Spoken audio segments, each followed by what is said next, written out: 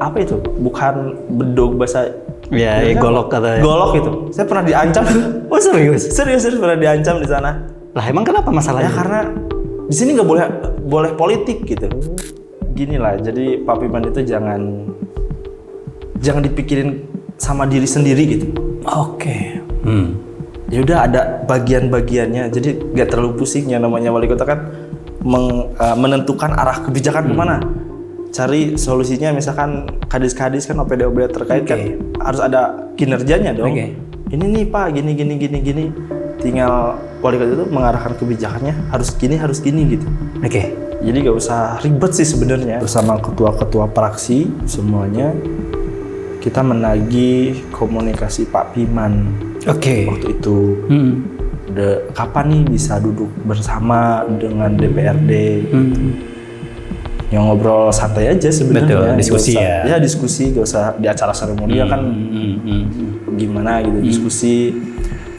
Dulu sempat itu kata ketua DPRD, ya saya coba untuk komunikasikan, tapi ya pada sampai saat kemarin itu tidak ada.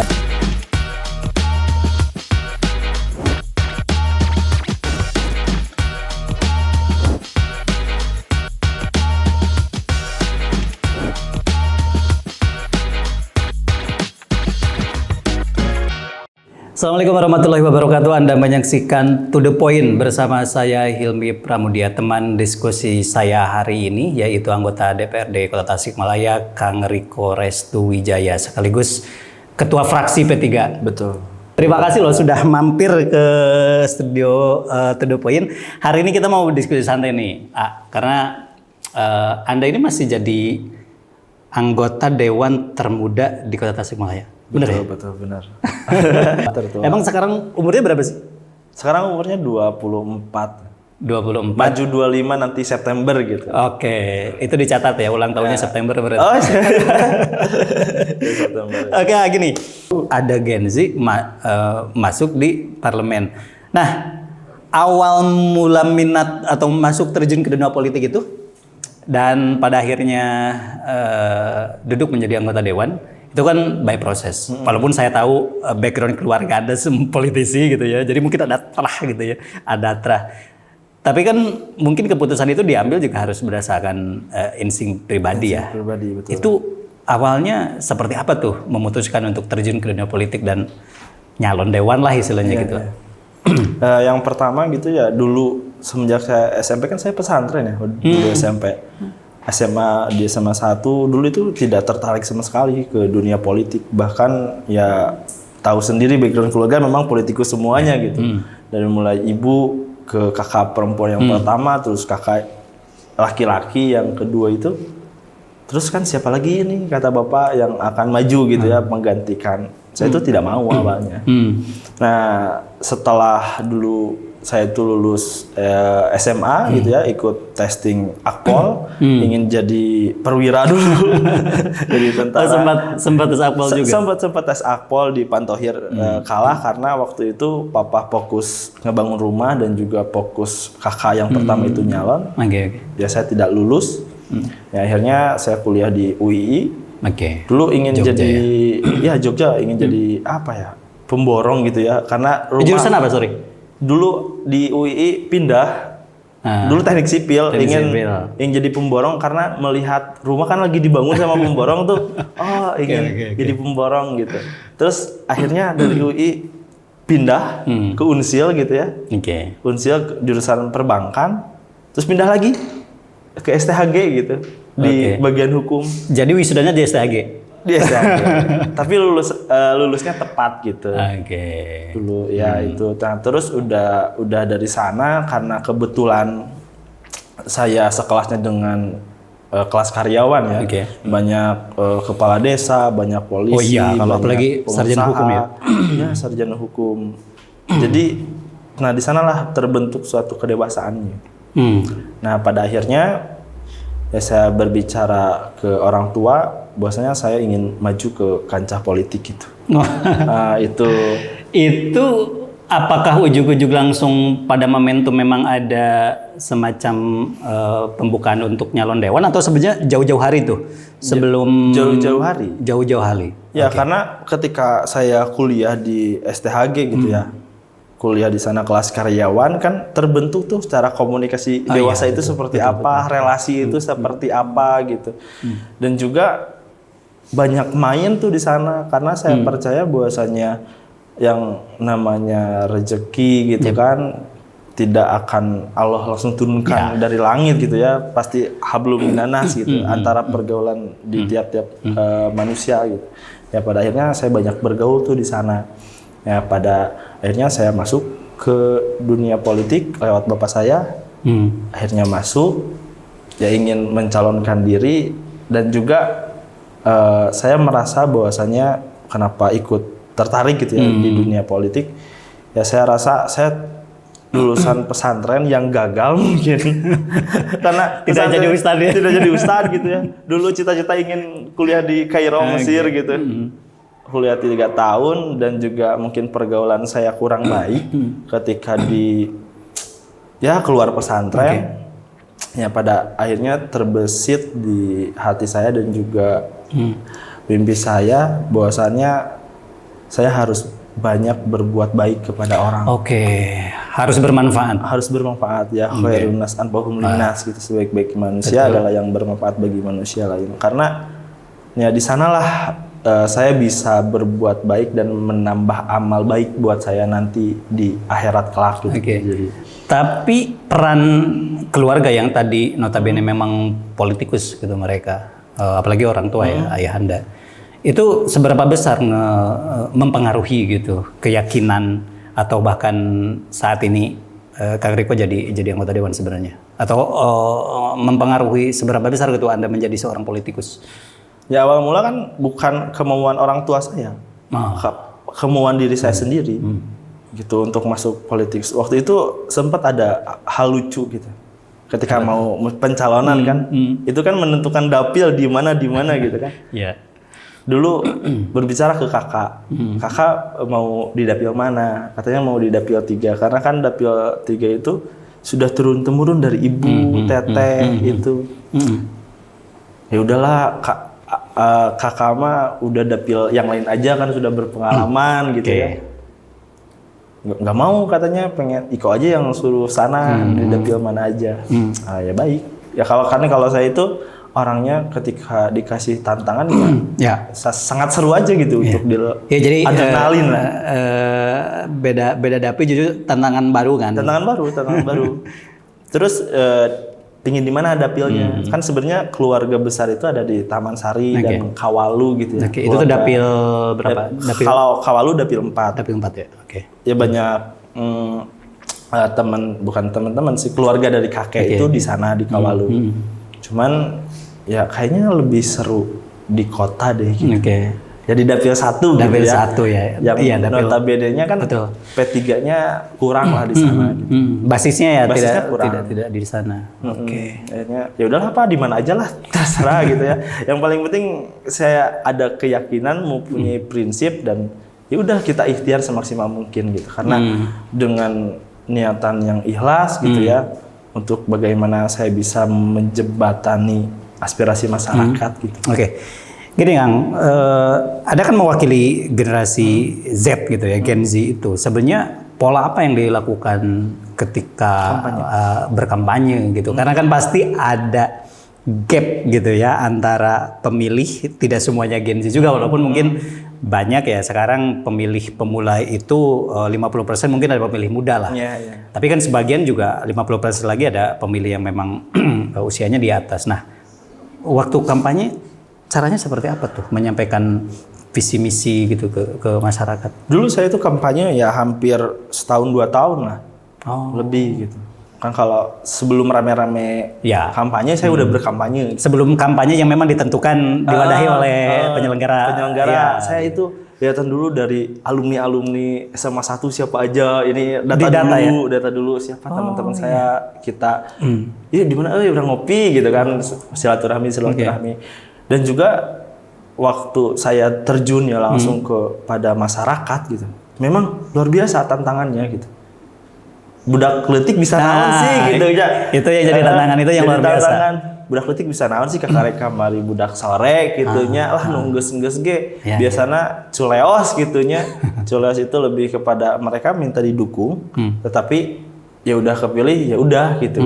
Dibiarkan begitu saja. Ada nggak momentum lucu atau bahkan tanda kutip diusir gitu sampai waduh ini siapa nih gitu, umurmu berapa gitu, mau nyalon dewan gitu. Momen-momen lucu tuh seperti apa? Banyak. Oh dulu pernah di apa ya di Bungur Sari lah. Oke, itu daerah Bungur Sari. perumnya siapa gitu. Saya pernah bersosialisasi dengan warga di sana. Masuk ke situ, kita ngelewat, kita sosialisasi, ngobrol-ngobrol. Pas pas saya mau pulang tuh, ada gak tahu orang mana, orang sana mungkin, yang lagi gitulah. Saya pernah itu bukan bedog bahasa. Ya, golok katanya. Golok itu. Saya pernah diancam. Oh serius? Serius pernah diancam di sana. Lah emang kenapa masalahnya? Ya karena di sini nggak boleh politik gitu. Gak usah bawa partai, gak usah bawa apa itu. Oh iya. Tapi ya udah kita niatan ikhlas aja ya. Dulu pernah juga ada di daerah sinilah di daerah kota juga. Saya bersosialisasi itu tidak boleh sama RT RW. Gitu. Padahal kan niatnya baik ya. Demokrasi gitu silakan saja ya. Saya berniatan baik ke sana, terus ada teman saya juga di sana, keluarganya yang lagi tidak sehat, saya jenguk ke sana, itu tidak boleh. Terus saya pasang baliho di sana oleh tim, itu dirusak biasanya, habis gitu hilang. Jadi merasakan itu ya? Tapi itu jadi tantangan seru gitu. Oke. Jadi seru ini gimana caranya gitu. Jadi pola-pola pikirnya itu berjalan gitu. Ya ketika itu kan jadi sebuah kendala dan kita tertantang gimana bisa menaklukkan situasi itu kan. Situasi itu ya betul. Oke. Terus setelah tahu nih karakter masyarakat, culture dan segala macam, apa sebenarnya yang menurut Kang Riko kampanye paling efektif untuk bisa meyakinkan mereka bahwa saya layak dipilih gitu pada momentum-momentum tertentu turun ke masyarakat. Dengan cara apa? Ya, yang pertama itu kan banyak orang-orang berpikir kampanye itu ya harus menjanjikan, harus iming-iming gitu. Kalau saya enggak. Menjual janji. Janji gitu. Kalau saya enggak, saya tidak pernah menjual janji kepada konstituen saya, pemilih-pemilih saya, atau tidak meyakini harus yakin ke saya enggak juga. Ya intinya saya terjun di sana ya kalau misalkan mau barang-barang ya ayu, kalau tidak juga enggak jadi masalah. Udah itu aja. Yang paling penting itu kita bisa mendengarkan mereka. Karena mereka itu trauma akan hal pemilihan itu. Betul. Trauma gitu. Ya kalau saya itu lebih kepada saya berjanji hanya sebatas saya berjanji akan mendengarkan semua aspirasi yang memang ditujukan kepada saya dan saya akan perjuangkan itu. Gen Z sekarang berada di lingkungan parlemen itu situasinya kayak gimana sih, bisa digambarkan nggak? Dalam artian gini, apakah Anda kan mewakili anak muda lah istilahnya di parlemen itu dengan 45 anggota dewan kalau di kota. 45, ya. Nah itu seberapa besar tuh pengaruhnya? Apakah karena memang baru, masih muda, terus tidak punya power, atau sebenarnya anak muda punya wadah atau bahkan power yang sama aja sebenarnya di dewan? Seperti apa sekarang setelah duduk dan dilantik itu? Sama aja sih sebenarnya. Tidak ada senior, tidak ada junior, tidak yang muda, tidak yang tua juga. Semua memiliki hak yang sama. Untuk menyuarakan semuanya sama. Kita kan mempunyai hak imunitas untuk menyuarakan. Oke. Ya karena sebenarnya kalau di dewan itu walaupun ada struktur ketua, pada posisinya tidak mereka dalam konteks bos atau pimpinan kan sebenarnya, karena semuanya rata, hanya struktur aja. Tapi ada kendala nggak dari sisi komunikasi, dari sisi posisi, mungkin ketika kita bersuara misalnya menyampaikan aspirasi, kemudian tantangannya karena aduh gak enak ada senior misalnya, itu seperti apa? Kalau saya enggak sih. Enggak ada ya. lebih ke apa ya? Ada teman saya juga dari PKB, Angga juga kan muda juga masih sama. Muda ya? Saya tidak pernah istilahnya nggak ada kagok gitu ya. Ya udah kita sama aja. Kan biasanya kalau gen itu masuk ke parlemen atau orang-orang baru lah bisa dikatakan lah, baru 1 periode di dewan atau baru ke dewan itu kan biasanya itu membaca situasi dulu.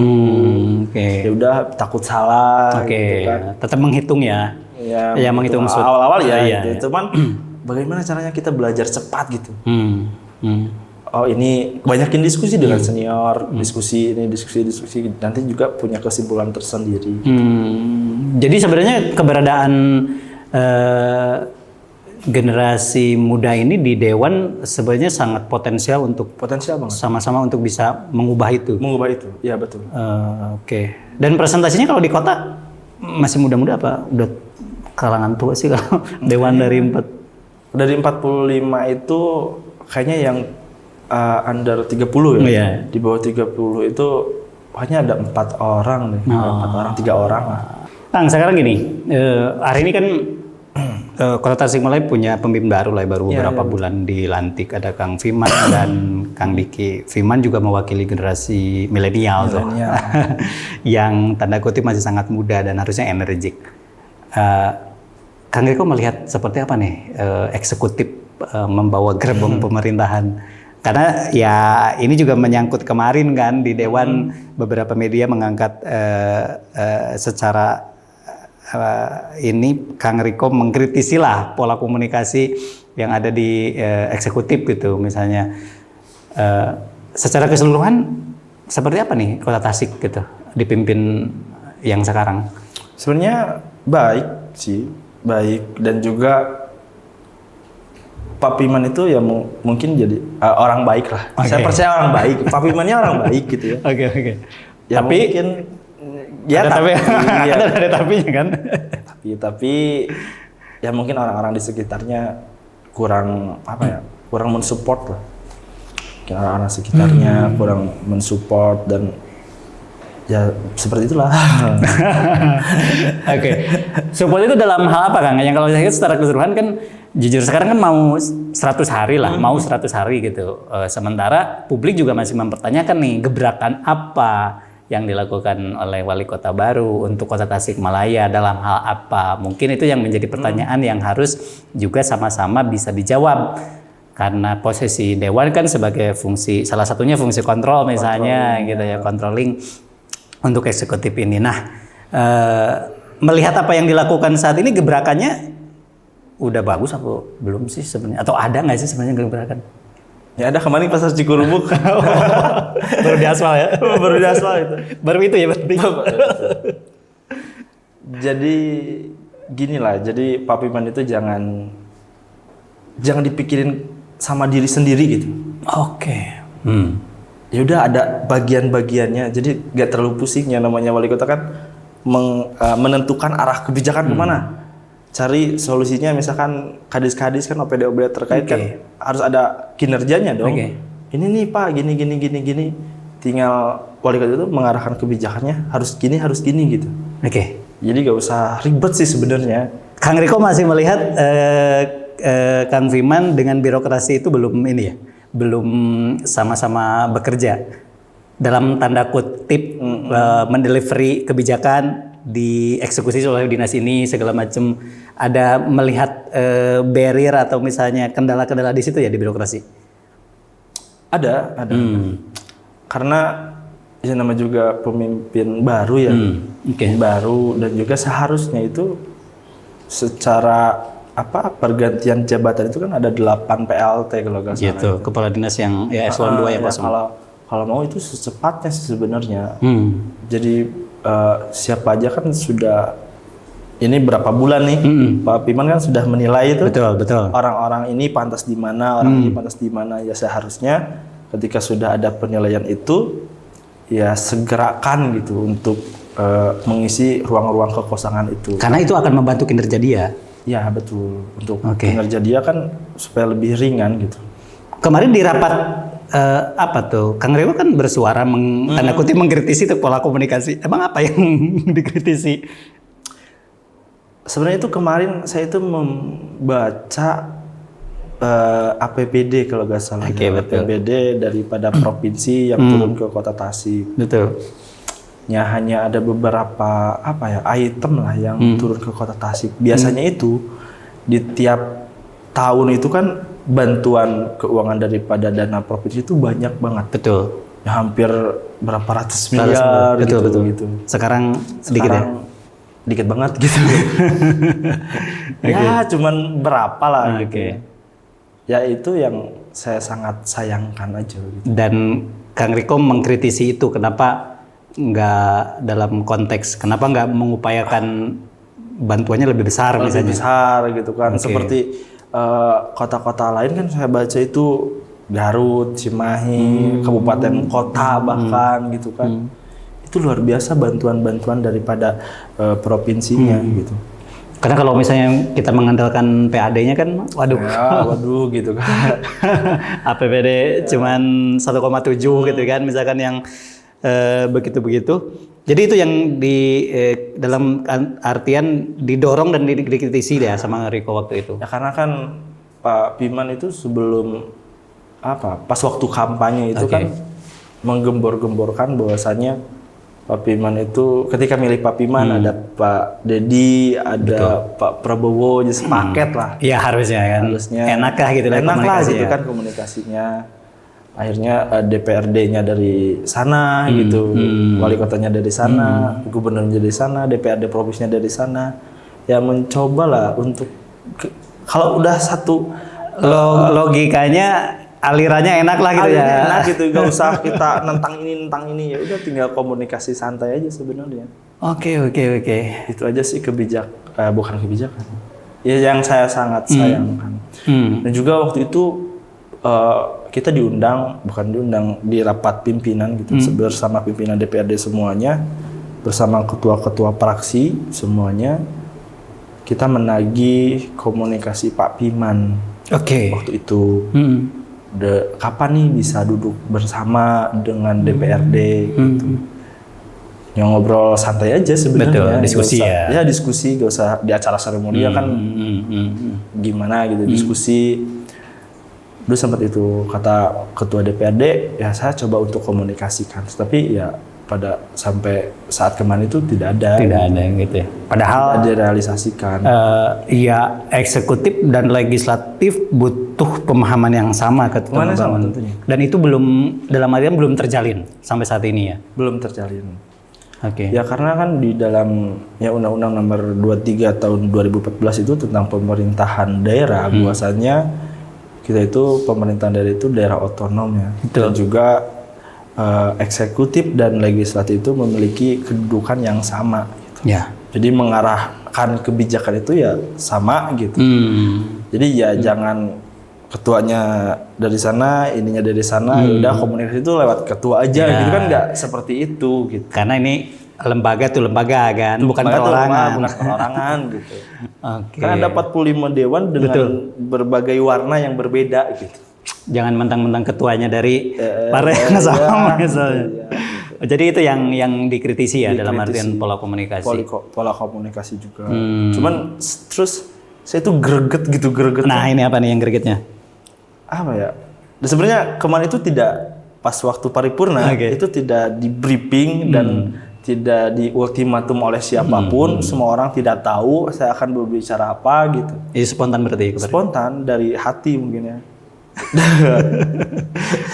Dari hati. Mengeluarkan unek-unek ya karena harapan kita ke Pak Piman itu sangatlah besar lah, warga Kota Tasik khususnya gitu.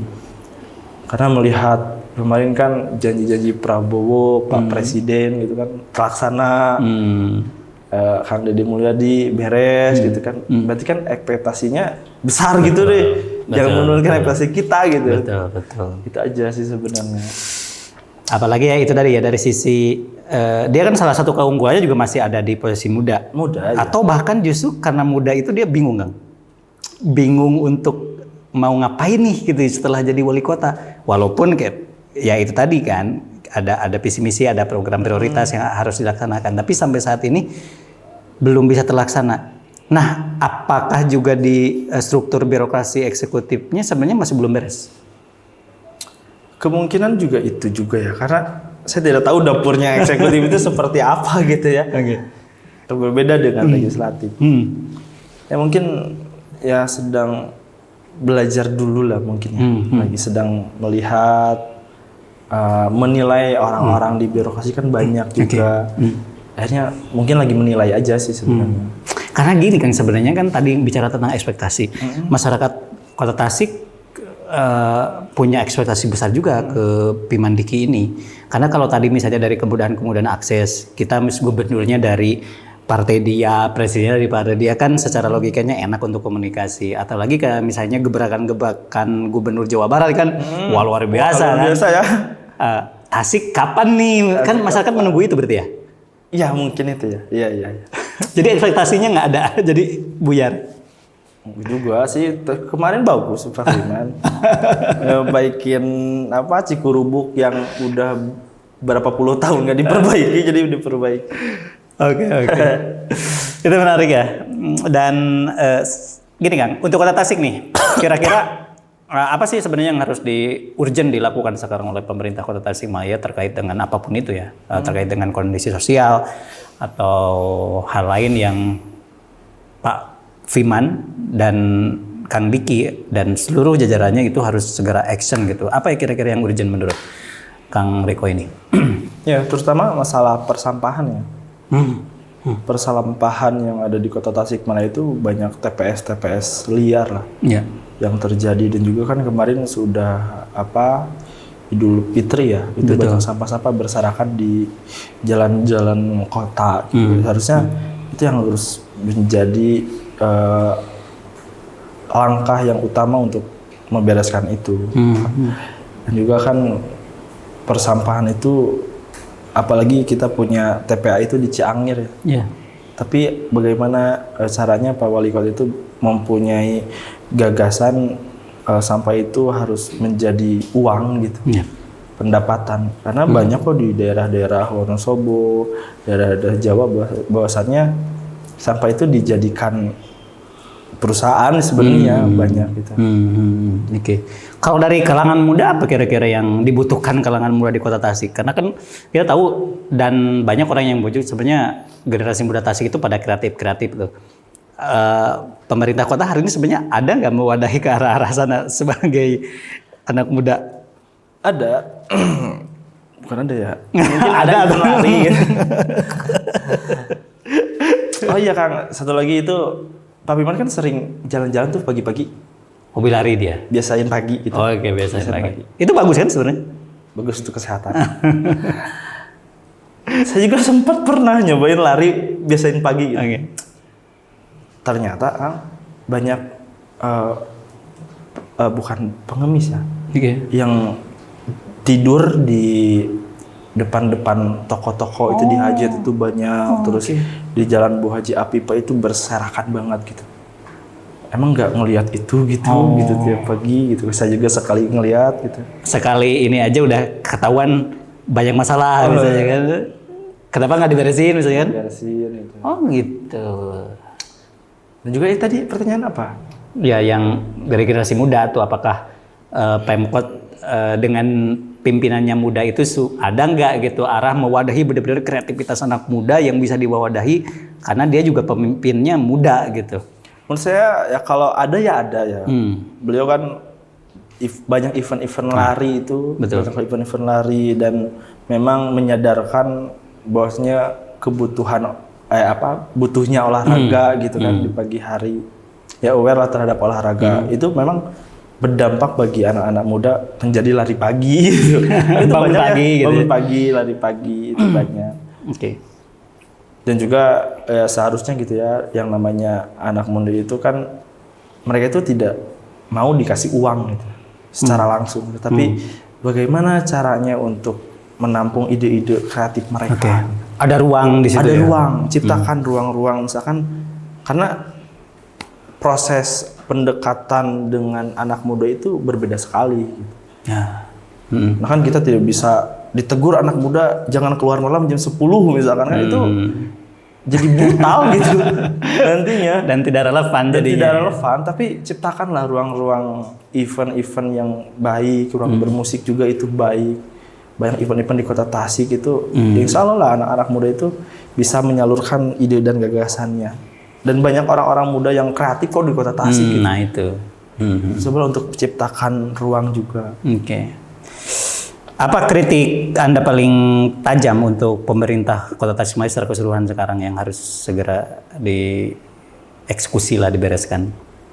Yang pertama sampah aja sih. Sampah aja yang karena itu kan bagian daripada estetika Kota Tasik. Kota. Oh, dan juga kemarin kan saya itu sudah bersama-sama dengan teman-teman itu sudah membuat perda mengenai kerjasama daerah gitu. Karena ada kerjasama daerah wajib dan sukarela gitu kan. Kita wajib bekerjasama dengan kabupaten ataupun di sekitar Kota Tasikmalaya itu kan wajib hukumnya. Juga saya membuat di dalam pasal berapa ada klausul bahwasanya dinas-dinas Kota Tasikmalaya, ya khususnya yang ada di Kota Tasikmalaya itu wajib menginventarisir potensi-potensi pendapatan kita gitu. Oke. PAD pendapatan asli daerah itu wajib itu hukumnya. Nah, kemudian ketika kita sudah membuat suatu peraturan tersebut, cobalah sekarang kan di kabupaten pemenang juga dari P3 juga dan partai itu juga bisa gitu. Kolaborasi ya. Bisa kolaborasi lah terkait aset-aset yang ada di kota kan itu Hajat Malioboro itu kan luar biasa sebenarnya untuk potensi UMKM gitu. Dimanfaatkan lebih lah. Untuk itu kan bisa dikerjasama untuk buat parkiran di sana. Banyak kok aset-aset kabupaten yang ada di kota bisa dikerjasamakan. Sebenarnya itu bisa. Jadi ada harapan ya nanti ke depan kalau misalnya hasil PSU ini bisa dilantik. Karena kan itu kan P3 Gerindra juga gitu. Iya. lebih enak kayaknya soalnya. Lebih enak. Iya, kok secara komunikasi. Itu kan komunikasi. Ya politik secara politik. Oh iya. Apa? Dan juga ya saya inginkan itu terkait masalah PKL. Terus parkir juga gitu. PKL yang ada di Hajat, yang ada di Dadaha itu sebenarnya baik membuka menggerakkan ekonomi masyarakat. Cuman sebenarnya secara estetika penataan itu kan kurang. Cobalah, karena kan itu konteksnya dengan isi beteng gitu ya. Kita dengan isi masyarakat sulit untuk itu. Tapi cobalah ciptakan ruang-ruang bikin suatu lokus di mana nih enaknya PKL itu ditata gitu. Seperti Ciamis tuh. Ya sekarang kan Ciamis. Betul ya, yang baru. Itu yang di atas yang baru kan. Itu kan ditata dengan baik. Betul. Dan luar biasa itu parkir sehari aja bisa puluhan juta tuh. Puluhan juta. Iya, karena penataan itu kan jadi PAD kan lumayan kan? Iya, penataan. Luar biasa. Jadi kalau ya kita bisa simpulkan, jadi yang ini program yang urgent yang terlihat tuh sebenarnya yang tadi ya, ada sampah, PKL, parkir. Kebetulan saya komisi 2 sih. Betul ya. Tentang perekonomian. Kemudian yang satu lagi sebenarnya yang sedang kita soroti dari media itu apa? Pak Ogah. Yang di mana-mana kan. Parkir liar. Yang di mana-mana Tasik kota parkir gitu kan, nggak enak juga kan? Nggak enak juga. Karena kan di mana-mana ada parkir kan. Betul. Masuk ke sini jajannya 2.000, parkirnya 2.000 kan. Jadi otomatis kan kita harus benahi. Ya, harus dibenahi juga itu. Saya juga sempat sudah berbicara dengan Dishub, sudah berbicara dengan mungkin belum dengan Pak Wali Kota. Mungkin tidak tersampaikan oleh Dishub itu sendiri. Gitu. Cobalah parkir yang yang terdaftar gitu, kalau nggak salah hampir 500 lah. Iya betul. 500 orang.